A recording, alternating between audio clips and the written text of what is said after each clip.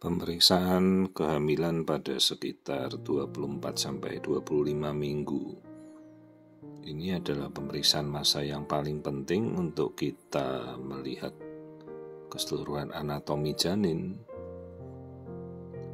Dan bila kita sempat bisa melihat wajah, ya sambil kita lakukan pemeriksaan wajah janin kembali ya. Seperti ini kondisi yang kita bisa temukan.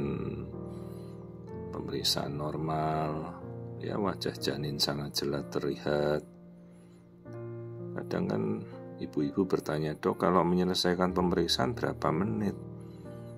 Ini keseluruhan pemeriksaan mungkin sekitar 5 menit ya, sambil kita tanya jawab sebelum mulai kan ya 2-3 menit. Terus saya bikin laporan mungkin sekitar 2 menit ya, total mungkin 10 menitan lah.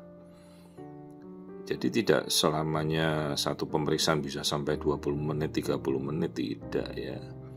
Apalagi kalau kita ada pasien sehari ada 20 pasien, ya kadang-kadang kita harus menyesuaikan pemeriksaan mana yang harus kita lakukan dengan komprehensif dan praktis ya, jadi harus terarah gitu.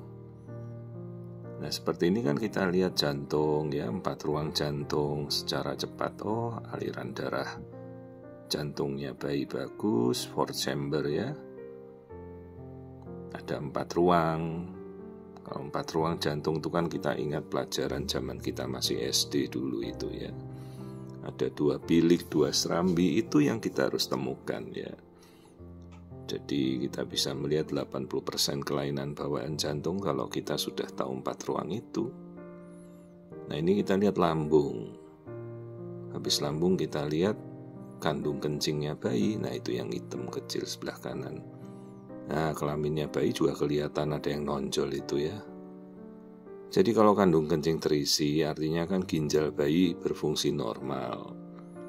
Terus lambung terisi artinya kan pencernaan bayi normal, bayi bisa menelan ya. Jadi fungsi otak, semua motoriknya kan jalan bagus gitu. Jadi kalau ada bayi yang kadang terdiagnosa lumpuh sejak dalam kandungan cerebral palsy ya, semua fungsi-fungsi motoriknya tidak bekerja lagi ya.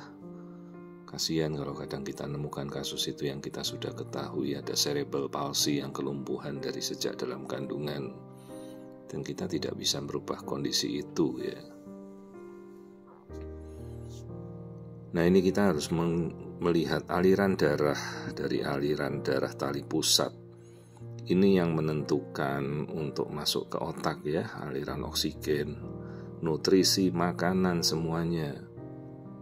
Tapi ada juga kasus di mana aliran darahnya bayi bagus, tetapi bayinya mengalami kelumpuhan otak ya. Dalam kasus-kasus infeksi virus hati-hati. Infeksi virus itu sangat-sangat berbahaya. Banyak sekali ibu-ibu kan tidak memikirkan, "Dok, gak perlu cek toxorubella, sitomegalovirus, TORCH." Harus sebaiknya, jadi dari awal kita sudah tahu ya. Kemudian jangan lupa mengukur biometri janin. Ukurannya kelihatannya sederhana yang cuma mengukur, tapi ini menjadi titik penting kita mengetahui pertumbuhannya janin.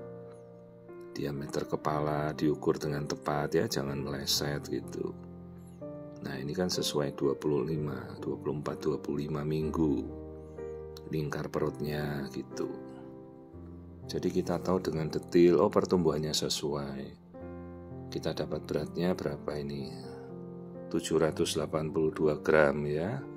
Sesuai juga dengan persentil pertumbuhannya, persennya normal. Jadi kita sudah lihat semua, ketubannya bagus, plasentanya normal. Ini tidak sampai 5 menit saya sudah menyelesaikan semua pemeriksaan ini. Jadi ya total satu pasien bisa 10 menit selesai ya dengan semua laporan yang saya buat. Dan itu sudah cukup jelas untuk kita bisa melakukan pemeriksaan dengan terinci ya. Jadi terarah kalau kita memeriksa itu, tidak bingung juga apa yang mau kita cari. Ini wajahnya janin semuanya tampak normal.